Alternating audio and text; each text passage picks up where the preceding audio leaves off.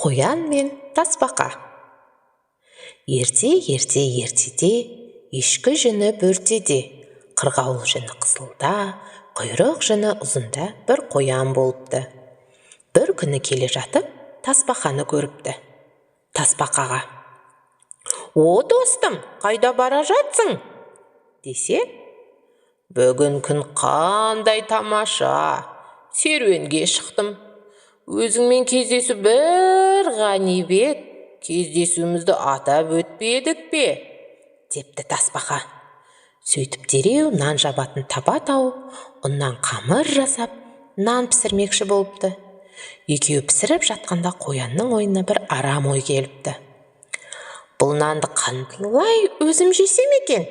деп әрі ойланып, бері ойланып, тасбақаға былай депті. «Тасбақа досым, былай істейміз бе? Мына табан төбеден төмен қарай зырғытып жіберейік. Кім бірінші жетсе, сол жесін нанды» депті. Тасбақа оған келіскісі келмепті. Себебі қоянға еріп жете алмайтынын біліпті. Бірақ қоян дегеннен қайтпай тұрып алыпты. Осылайша тасбақа көнуге мәжбүр болыпты. Сол кезде оның ойына бір айла келіп, қоянға басқа жаққа қарап тұрғанда табанның ішінен нан жабыспасын деп сулап қойыпты. Қоян табан төбеден зырғытып, өзі төмен қарай сулай жөнелгенде, нанның табадан түсіп, ағашқа барып жабысып қалғанын көрмей қалыпты. Ал тасбақа болса, асықпай төменге түсіп, ағашқа жабысқан нанды алып жей бастапты. Әрең дегенде табаға жеткен қоян ішін ашып қараса, нан жоқ. Не істерін білмей, төбеге қарай жүгіре жөнеліпті. Жүгіріп келе жатып, ұзақтан тасбақаның нанды жеп отырғанын көріпті.